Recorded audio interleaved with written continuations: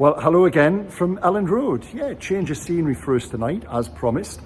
I've been down here covering Leeds 2, West Ham 2. An absolutely great game by two not so great teams, really, if we're being perfectly honest, and there's probably a reason they are where they are in the table. Now, before we go any further, in the description below this will be a link to my colleague Ian Ladyman's match report. Capturing the madness of another crazy night here. We commented between us, whenever you come here, you never leave without something to write. There's always plenty to go at. It's a great place to watch football and to cover football. The noise and the passion and the fervour this place generates, it really is fantastic. And tonight was no exception, really. Now, also in the link there will be my colour piece, is what's known in the trade. Yeah, colour piece. Now, you read it, you can be the judge. You might think it's colourless, but anyway. And the focus of that was David Moyes, really, someone who I know fairly well from his time managing Sunderland, of course. And the crux of the piece was, that West Ham came into this game on the back of 5 straight defeats. Now, usually when West Ham are in trouble, they turn to David Moyes. The problem they've got is he's already there. And what do? Do they stick or twist?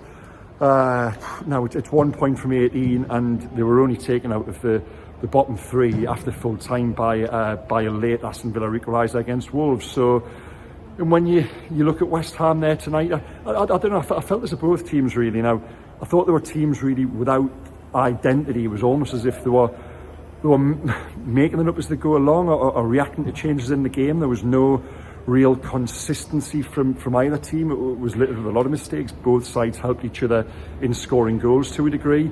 And it was a game defined almost by mistakes as much as it was good play. As brilliant as the Leeds' opener was from Willie Gnonto, and as good as the Paqueta Scamacca's goal was also as well.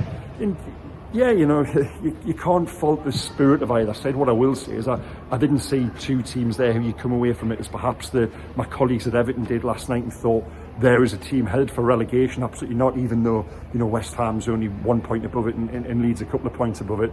I wouldn't commit to saying either of these teams are certainly headed for the drop, but I would say they're in trouble, they're in danger, just by virtue of the fact that I go back to what I said there before. I'm not really sure what either is meant to be. I know what they want to be.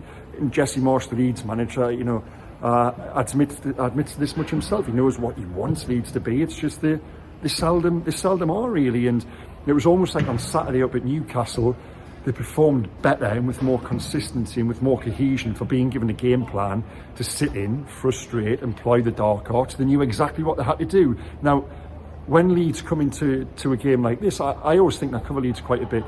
Leeds play better when the original game plan goes out the window and it goes back to Hail Mary stuff and Route 1, and they're almost in desperation stakes. It was the same here tonight.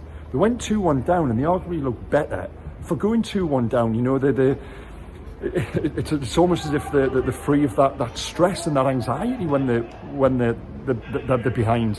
And sure enough, in the last 20 minutes, if one team was going to win it, certainly the last sort of 5 minutes, it probably was going to be Leeds. And it took a brilliant save from Lucas Fabianski to preserve West Ham's points. So yeah, I said this on the video last night as well. A couple of players I was really interested in seeing were, predominantly, I obviously work up in the northeast and cover a lot of Newcastle, and West Ham in Newcastle were going for a lot of the same players during the summer.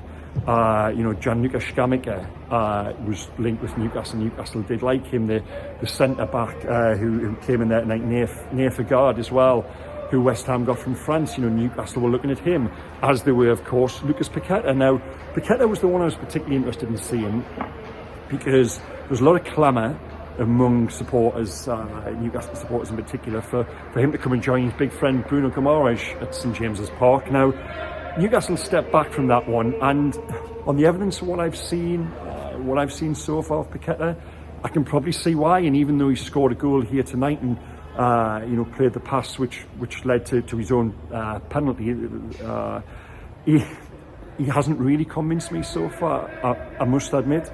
It's all a little bit of style over substance at times. He looks like a nice player, a lovely silky touch, as you would expect for someone who starts in the middle for Brazil, but I'm still not entirely sure he's really suited to the pace and the rough and tumble of the Premier League. And you know, he's playing week in, week out in a team, West Ham, who, as I said, until a late goal elsewhere, we're in the bottom three tonight. So that probably tells you something. While his compatriot and great friend Bruno Guimaraes is playing week in and week out in a team who's in the top three. As for Scamacca, the striker, now he hasn't had the best of times so far from what I gathered down at West Ham in terms of the goals return, and he had one little opening there tonight after a few minutes where he was away, and he did that. He didn't even get a shot away in the end, but he took his goal wonderfully well. And I think you know, in the summer when he was linked with various Premier League clubs, you go and you look at the YouTube reel, as you do, you know, we're all super scouts, aren't we?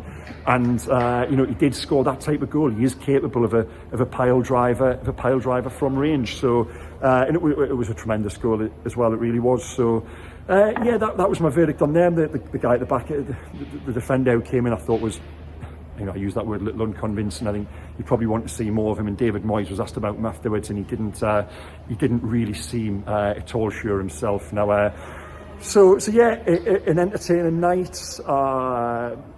Positives for both sides, but you know, I wouldn't really expect either to shoot clear of trouble. I think I'll be coming here towards the back end of the season and still reporting on games that mean a hell of a lot for Leeds in terms of taking them away from that bottom three. I think they will reside in and around that area for the remainder of the season. But no, an enjoyable night, and I'm just going to put a little picture over this now. So I don't know if you're like me, but I love floodlights. Wherever I am in the world, I love floodlights. And when I jumped out with the car tonight here at Elland Road, I captured a wonderful picture of the floodlights which tower over this brilliant old stadium, which I really enjoy coming here. And yeah, so there you go. That picture should be on screen now. As I said, I've invested in some editing software, haven't I? So yeah, I hope you enjoyed that. I hope you've enjoyed this little update, a little dispatch from elsewhere. I've certainly had a good night. Again, click on the links below to my colleague Ian Ladyman's match report and to my colour/colourless second piece. Take care, guys. I'll be back later in the week with videos from Newcastle's press conferences, and my next game I'm covering, I'm down at Hillsborough on Saturday. Okay, bye-bye.